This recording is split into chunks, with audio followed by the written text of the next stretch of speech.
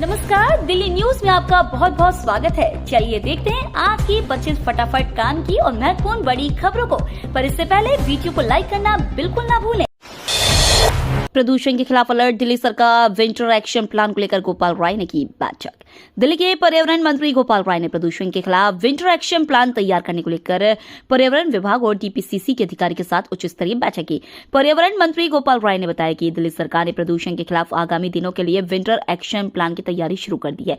इस वर्ष का विंटर एक्शन प्लान वाहन व धूल प्रदूषण, हॉटस्पॉट, पराली और कूड़ा जलाने, केंद्र सरकार और पड़ोसी राज्यों से संवाद, ग्रीन वॉर रूम व ग्रीन ऐप को उन्नत बनाने जैसे 14 फोकस बिंदुओं पर आधारित है। संसद भवन में ताक झांक कर रहे शख्स को दिल्ली पुलिस ने पकड़ा। दिल्ली पुलिस ने संसद भवन के पास एक शख्स को हिरासत में ले लिया है। आरोप है कि शख्स संसद भवन की दीवार से झांक रहा था और अभद्र भाषा का इस्तेमाल कर रहा था। आरोपी का नाम इम्तियाज खान है और बताया जा रहा है कि उसकी मानसिक हालत ठीक नहीं लग रही है। फिलहाल सीआईएसएफ ने शख्स को पकड़कर दिल्ली पुलिस के हवाले कर दिया है। बड़ा प्रदर्शन करने की तैयारी में डॉक्टर की आपातकालीन बैठक। भारतीय चिकित्सा संघ, दिल्ली चिकित्सा संघ, सभी स्वास्थ्य सेवा संगठनों और निजी डॉक्टरों ने 16 अगस्त 2024 को शाम 6 बजे इंडिया गेट पर कैंडल मार्च निकाला। RG Kar medical college and hospital rape हत्याकांड को लेकर दिल्ली मेडिकल एसोसिएशन की बैठक को लेकर डीएमए अध्यक्ष डॉक्टर गिरीश त्यागी ने कहा कि यह बेहद शर्मनाक घटना है। दिल्ली मेडिकल एसोसिएशन पीड़िता और उसके परिवार के साथ है। आज सुबह 6 बजे से अगले दिन सुबह 6 बजे तक यानी 24 घंटे के लिए हड़ताल का आह्वान किया गया है। हड़ताल के अगले चरण में आपातकालीन सेवाओं को भी इसमें शामिल किया जाएगा। एम्स के शोध में बड़ा खुलासा, दूर का नहीं देख पाते 13% स्कूली बच्चे।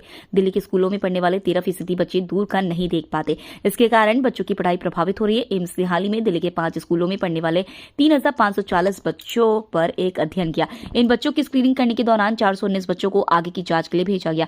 इनमें से 300 बच्चों को चश्मा लगाने की सलाह दी गई, लेकिन आर्थिक कारणों से यह बच्चे चश्मा खरीदने में सक्षम नहीं हो पाए। बाद में सामुदायिक नेत्र रोग विशेषज्ञ डॉक्टर आरपी सेंटर, एम्स नई दिल्ली ने एनजीओ के सहयोग से इन्हें चश्मा उपलब्ध कराया। अध्ययन करने वाले डॉक्टर ने बताया कि एक चश्मा किसी बच्चे की जिंदगी बदल सकता है। एलजी ने विधानसभा अध्यक्ष को लिखी चिट्ठी, कहा दिल्ली सरकार कर रही प्रावधानों का उल्लंघन। दिल्ली के उपराज्यपाल वीके सक्सेना ने दिल्ली विधानसभा में 11 सीएजी रिपोर्टों को पेश करने में देरी पर कहा है कि यह संवैधानिक और कानूनी प्रावधानों का स्पष्ट उल्लंघन है। राज्य निवास के अधिकारियों ने शुक्रवार को कहा कि विधानसभा स्पीकर रामनिवास गोयल को लिखे एक पत्र में उपराज्यपाल ने बताया कि भारत के नियंत्रक और महालेखा परीक्षक की लंबित रिपोर्ट को विधानसभा के समक्ष रखने में दिल्ली सरकार द्वारा की गई चूक उनके संवैधानिक दायित्वों की घोर उपेक्षा है। दिल्ली एम्स ने बनाया रिकॉर्ड, 1 साल में किए 3.25 लाख से ज्यादा सर्जरी। देश भर में नए नए एम्स बनने के बावजूद दिल्ली एम्स में मरीजों का दबाव कम नहीं हो रहा है, बल्कि एक वर्ष में एम्स की ओपीडी में 5,34,000 बढ़ गए। ये हाल तब है जब एम्स के ज्यादातर विभागों ने ओपीडी में प्रतिदिन देखे जाने वाले मरीजों की संख्या निर्धारित कर रखी है। निर्धारित संख्या से अधिक मरीज नहीं देख जाते।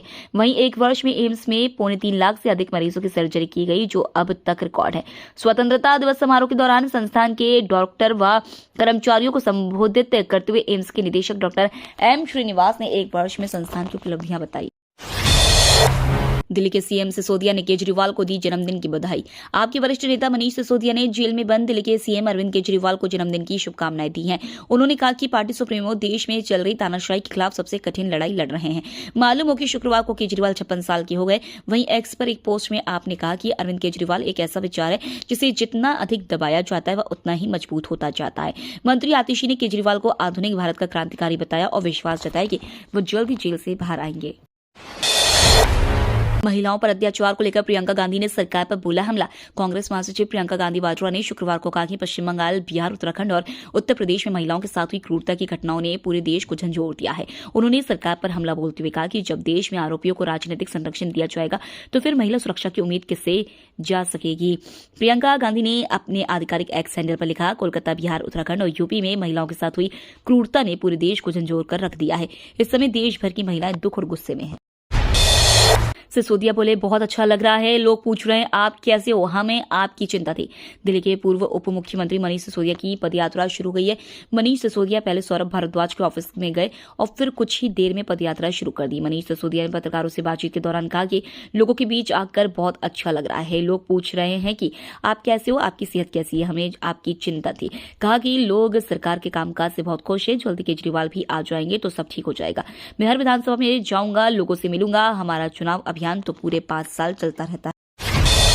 पीड़िता को इंसाफ दिलाने के लिए ममता बनर्जी ने निकाली 3 किलोमीटर लंबी पदयात्रा। कोलकाता में ट्रेनी डॉक्टर के साथ हुई रेप और हत्या पर देश भर में आक्रोश के बीच पश्चिम बंगाल की मुख्यमंत्री ममता बनर्जी ने शुक्रवार को पीड़िता के लिए न्याय और आरोपी को फांसी की मांग करते हुए कोलकाता में एक विशाल रैली निकाली। ममता की यह रैली 3 किलोमीटर की थी। कोलकाता हाईकोर्ट ने आरजी कर मेडिकल कॉलेज और अस्पताल में हुई बर्बरता को लेकर सरकार को फटकार लगाई है, जहां 31 वर्षीय डॉक्टर की हत्या कर दी गई थी। बांग्लादेश के नए मुखिया यूनुस ने पीएम मोदी को किया फोन। हिंदुओं की सुरक्षा पर हुई ये बात। बांग्लादेश में तख्तापलट के बाद अंतरिम सरकार का गठन हो गया है, लेकिन पड़ोसी मुल्क में अल्पसंख्यकों और खासकर हिंदुओं की सुरक्षा को लेकर अब भी सवाल उठ रहे हैं। भारत में भी इसको लेकर लगातार चिंता व्यक्त की जा रही है और केंद्र सरकार कई बार हिंदुओं की सुरक्षा का मुद्दा उठा चुकी है। इस बीच बांग्लादेश की अंतरिम सरकार के मुख्य सलाहकार मोहम्मद यूनुस ने प्रधानमंत्री मोदी को फोन किया और हिंदुओं की सुरक्षा का आश्वासन दिया। 9 माह में ही इंडिया आउट से वेलकम इंडिया कहने लगा मालदीव। राष्ट्रपति मोहम्मद मोइज़ू के पिछले वर्ष नवंबर में पदभार ग्रहण करने के बाद नई दिल्ली से यह पहली उच्च स्तरीय यात्रा थी।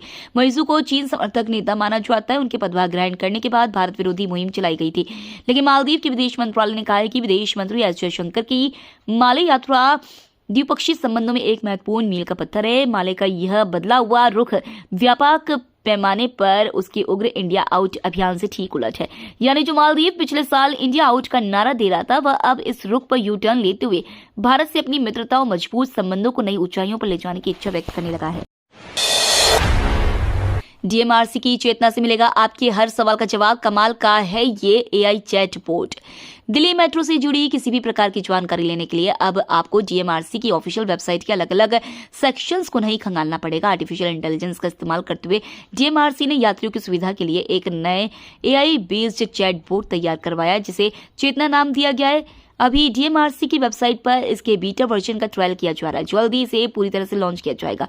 उसके बाद यह चैट बोट वेबसाइट के साथ साथ दिल्ली मेट्रो के ऐप पर भी उपलब्ध होगा। कोविड के बाद मंकी पॉक्स का अलर्ट। डब्ल्यूएचओ ने हेल्थ इमरजेंसी घोषित की। एक बार फिर वर्ल्ड हेल्थ ऑर्गेनाइजेशन ने मंकी पॉक्स को लेकर ग्लोबल पब्लिक हेल्थ इमरजेंसी घोषित की है। यह दूसरी बार है जब इसे लेकर डब्ल्यूएचओ ने हेल्थ इमरजेंसी घोषित किया है। पहले यह अफ्रीका में फैला था और अब यूरोप के कुछ देशों में भी मामले सामने आने शुरू हो गए हैं। चिकन पॉक्स और स्मॉल पॉक्स परिवार का एम पॉक्स भी है, जो ह्यूमन टू ह्यूमन एक से दूसरे में पहुंचता है। फिलहाल राहत की बात यह है कि यह कोविड की तरह हवा में नहीं फैलता है। बावजूद एक्सपर्ट की सलाह कि हर किसी को अलर्ट रहना चाहिए, साफ सफाई पर ध्यान देना चाहिए, लेकिन पैनिक ना हो। ज्यादातर मामले में यह अपने आप ठीक भी हो जाता है और अभी तक अपने देश में इस वायरस का एक भी मामला सामने नहीं आया है। राष्ट्रपति भवन का अमृत उद्यान शुक्रवार से पब्लिक के लिए खोला गया। राजधानी दिल्ली में राष्ट्रपति भवन परिसर में स्थित अमृत उद्यान बीते दिनों से आम लोगों के लिए खोल दिया गया है। यहां अगले 1 महीने तक लोग अमृत उद्यान घूमने जा सकते हैं। राष्ट्रपति भवन के अनुसार यह उद्यान शुक्रवार से 15 सितंबर तक सुबह 10 बजे से शाम 6 बजे तक जनता के लिए खुला रहेगा। डीयू यूजी सीएसएस प्रवेश की पहली आवंटन सूची जारी। 18 अगस्त से पहले करना होगा ये काम। दिल्ली विश्वविद्यालय ने डीयू यूजी सीएसएस की पहली आवंटन सूची प्रकाशित की है। जिन उम्मीदवारों ने चरण 1 प्रवेश के लिए खुद को पंजीकृत किया है, वे आधिकारिक वेबसाइट du.ac.in और admission.uod.ac.in पर जाकर डीयू यूजी सीएसएस से पहली आवंटन सूची डाउनलोड कर सकते हैं। दिल्ली विश्वविद्यालय की आधिकारिक प्रेस विज्ञप्ति के अनुसार विश्वविद्यालय इस वर्ष 69 कॉलेजों, विभागों और केंद्रों में लगभग 71,600 सीटों पर छात्रों को प्रवेश देगा। प्रवेश 1559 विभिन्न कार्यक्रमों और कॉलेज संयोजनों में किए जाएंगे। जगदीश टाइटलर के खिलाफ आरोप तय करने पर 30 अगस्त को कोर्ट दे सकता है आदेश। 1984 के सिख विरोधी दंगों के दौरान पुल बंगश में 3 लोगों की हत्या से संबंधित मामले में कांग्रेस नेता जगदीश टाइटलर के खिलाफ आरोप तय किए जाएं या नहीं, इस पर दिल्ली की एक अदालत 30 अगस्त को आदेश पारित कर सकती है। विशेष सीबीआई न्यायाधीश राकेश सियाल ने पक्षों से कुछ स्पष्टीकरण प्राप्त करने के बाद शुक्रवार को आदेश सुरक्षित रख लिया। न्यायाधीश ने कहा, कोई और स्पष्टीकरण की आवश्यकता नहीं है, मैं 30 अगस्त के लिए आदेश सुरक्षित रख रहा हूं। अगस्त में लगातार वर्षा ने 13 जबकि अधिक वर्षा ने तोड़ा 3 साल का रिकॉर्ड। राष्ट्रीय राजधानी पर इस साल मौसम और मानसून कुछ ज्यादा ही मेहरबान है। शायद इसीलिए अगस्त के पहले पखवाड़े में ही वर्षा ने सालों का रिकॉर्ड तोड़ दिया है। फिर वह चाहे काफी दिनों तक लगातार वर्षा होने का रिकॉर्ड हो और चाहे इस माह में अधिक बरसात होने का। मानसून पूर्व की वर्षा को लेकर इस बार दिल्ली खाली हाथ ही रही है। जून के पहले 3 सप्ताह बिल्कुल भी सूखे रहे। हालांकि 28 जून को जब मानसून ने दिल्ली में दस्तक दी तो रिकॉर्ड वर्षा हुई। एक ही दिन में लगभग 228 मिलीमीटर पानी बरस गया। जुलाई में वर्षा सामान्य रही, लेकिन अगस्त में फिर से रिकॉर्ड तोड़ रही है। दिल्ली में जलभराव की स्थिति पर एलजी बोले, ये सब लापरवाही का परिणाम है। दिल्ली के उपराज्यपाल विनय कुमार सक्सेना द्वारा दिल्ली की समस्याओं को उजागर करना कोई नई बात नहीं है। शुक्रवार को एक बार फिर से ऐसा ही नजारा देखने को मिला। उपराज्यपाल ने अपने एक्स अकाउंट पर गंदगी और जाम पड़े खस्ताहाल नालों की फोटो साझा करते हुए दिल्ली सरकार पर निशाना साधा है। उन्होंने आगे लिखा, बारापोला, कुशक और सुनहरी नाले अकेले ही पूरी दिल्ली के 24% इलाके से पानी निकालते हैं, पर यह नाले अपनी क्षमता का 10% भी काम नहीं कर पा रहे हैं। वजह साफ है। 4 अगस्त को मेरे दौरे के बाद इनकी सफाई का काम शुरू हुआ और पिछले 10 दिनों में इन नालों से 1200 मीट्रिक टन से ज्यादा गाद निकाली गई है। लोकनायक अस्पताल में जूनियर डॉक्टरों की हड़ताल से मरीज परेशान, ओपीडी बंद, इलाज ठप। दिल्ली सरकार के लोकनायक अस्पताल में शुक्रवार को भी जूनियर डॉक्टरों की हड़ताल के चलते स्वास्थ्य सेवाएं बाधित रही। अस्पताल की ओपीडी में पर्चे बनना आधे घंटे पहले ही बंद कर दिए गए। यही नहीं, तय समय से पहले ही मरीजों को बगैर उपचार दिए लौटा दिया गया। समय से पहुंचे मरीज पर्चे नहीं बनवा सके और जिनके पर्चे बने उनको भी इलाज नहीं मिला।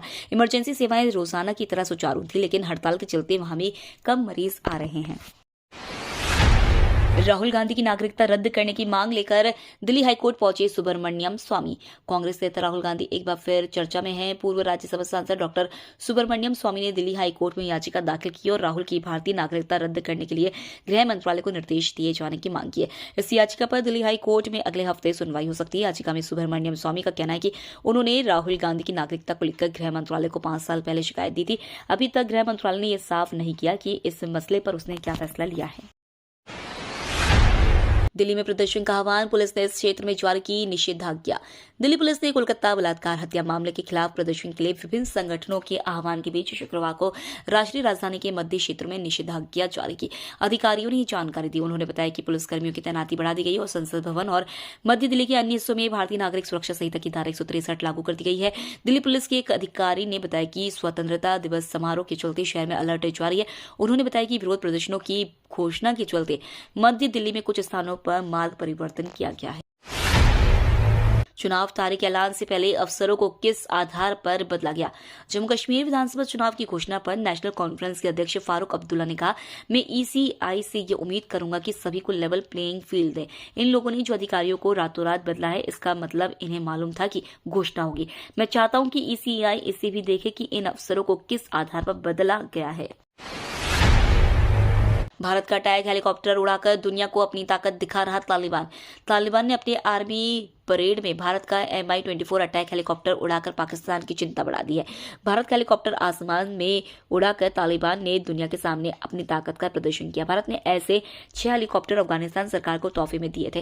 पहले 4 हेलीकॉप्टर साल 2016 में दिए गए और बाकी के 2 MI-24 अटैक हेलीकॉप्टर 2019 में दिए थे। जब ये हेलीकॉप्टर दिए गए थे तब अफगानिस्तान में तालिबान का शासन नहीं था। अब अपनी परेड में इन अटैक हेलीकॉप्टर का प्रदर्शन करके तालिबान अपनी ताकत का प्रदर्शन कर रहा है। देश को मिलेंगे 3 नए मेट्रो प्रोजेक्ट, 2 नए एयरपोर्ट को भी मिली मंजूरी। केंद्रीय मंत्री अश्विनी वैष्णव ने बताया कि देश को 2 नई एयरपोर्ट सुविधाओं को मंजूरी मिली है। वहीं 3 और मेट्रो परियोजनाओं को भी मंजूरी दी गई है। इनमें बेंगलुरु मेट्रो के तीसरे चरण को मंजूरी दी गई है। तीसरे फेज की इस मेट्रो परियोजना में 15,611 करोड़ रुपए खर्च होंगे। दूसरी परियोजना महाराष्ट्र के ठाणे शहर में होगी। इसके लिए 12,200 करोड़ रुपए खर्च होंगे। तीसरी मेट्रो परियोजना पुणे शहर के लिए है। ये तो थी आज की बड़ी खबरें। रोजाना ऐसी ही सबसे पहले अपडेट पाने के लिए चैनल को सब्सक्राइब करना बिल्कुल ना भूलें। धन्यवाद।